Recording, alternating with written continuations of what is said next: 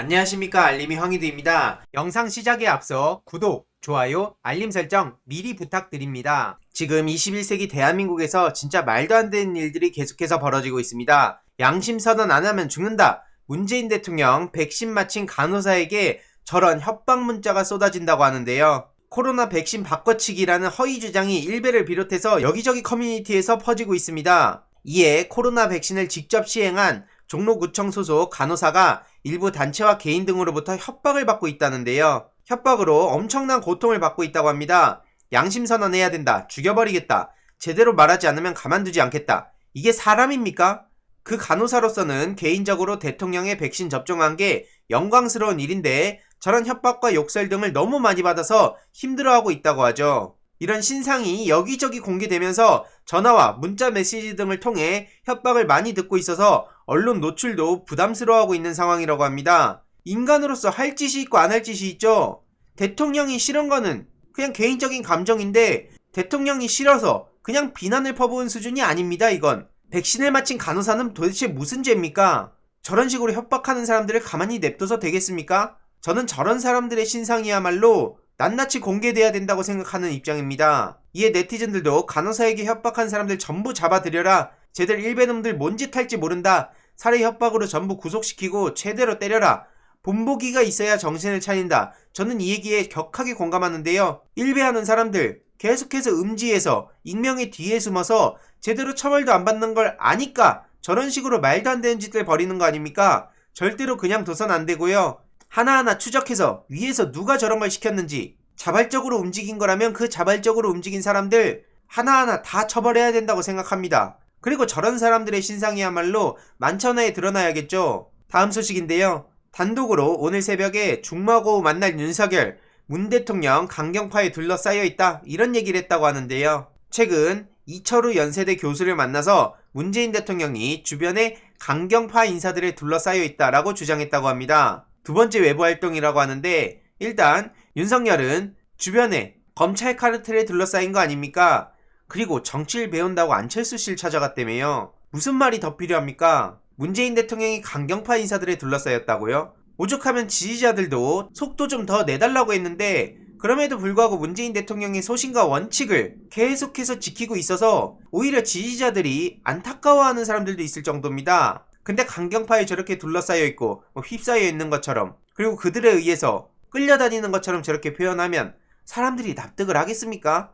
상식적으로 생각을 해봐서요. 그러면서 윤석열이 공정, 실용, 애국적 국제주의 같은 가치에 합치하는 전문가들을 가까이 할 수 있게 조언할 용의가 있다고 하는데 다른 걸 다 떠나서 윤석열 전 총장한테 공정이란 게 맞을까요? 네티즌들도 언론의 사욕으로 괴물은 덩치를 키우는데 기이하고 무서운 대한민국이라고 따끔하게 지적하는 네티즌들의 목소리도 있고요. 우리나라의 제일 수치스러운 언론사라며 조중동을 비판하는 사람도 있었습니다. 중요한 건 노영민 전 비서실장도 윤석열은 국가 운영할 소양, 훈련 안 돼 있다. 정치 결국 안 할 것이다. 최근에 이런 인터뷰를 했죠. 검찰의 정치적 중립은 숙명인데 윤석열 전 검찰총장이 현직으로 검찰총장직을 수행하고 있을 때 대놓고 정치질을 했었죠. 아무쪼록 이해찬 전 대표가 윤석열 나오면 땡큐라고 했는데 같은 생각이라고 입장을 밝혔고요. 저를 비롯해서 많은 시민들도 비슷하게 생각하고 있습니다. 핵심은 이거죠. 정치가 그리고 대선이 그렇게 쉬운 거면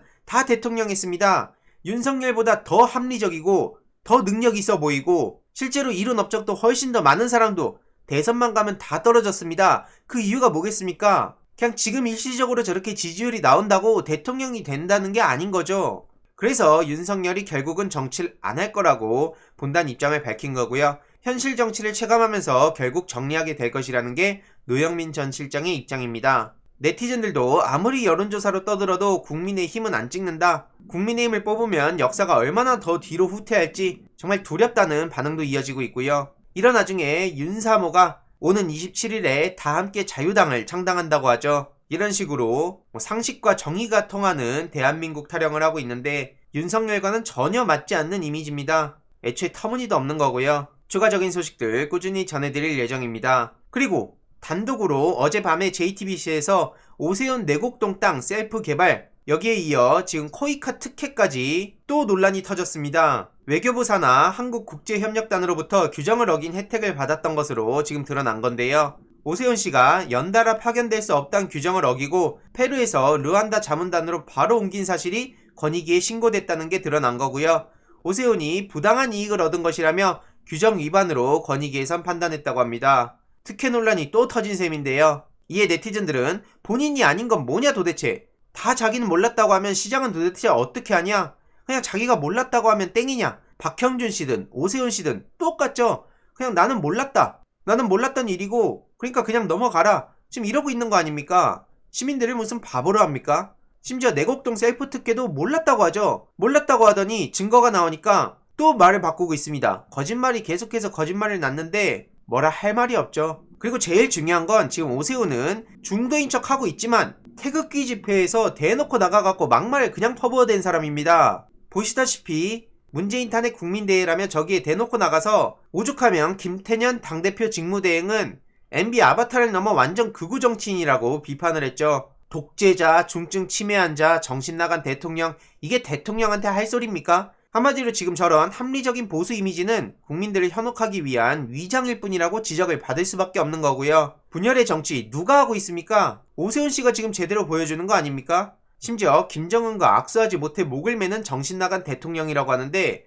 조국 전 장관을 동물에 빗대기도 했다고 하죠. 저런 사람이 무슨 합리적 보수요? 오죽하면 오세훈 뽑는 순간 서울 광장과 광화문은 정광훈의 천국이 된다. 코로나 안 끝났는데 볼만하겠다. 서울이 태극기 부대가 판치겠네. 이게 제일 심각한 겁니다. 오세훈의 셀프 특혜 문제들도 있지만 제일 중요한 건 정광훈이 다시 활개를 치고 다닐 거라는 게 가장 심각하게 우려되는 지점입니다. 그나저나 금태섭 전 의원 같은 경우엔 보니까 2016년도에 염치가 있어서 새누리는 못 간다고 해놓고 저렇게 저런 오세훈 씨를 돕겠다고 빨간 옷을 기어코 입은 걸 보니 뭐라 할 말이 없네요. 권력이 그렇게 좋을까요? 명예가 그렇게 좋을까요? 이게 권력과 명예가 될지는 모르겠습니다만 아무튼 선거가 끝나는 그날까지 계속해서 문제 제기를 해야 된다고 생각합니다. 그리고 4월 2일 3일 사전투표에 꼭 참여할 수 있도록 주위에 적극 독려 부탁드립니다.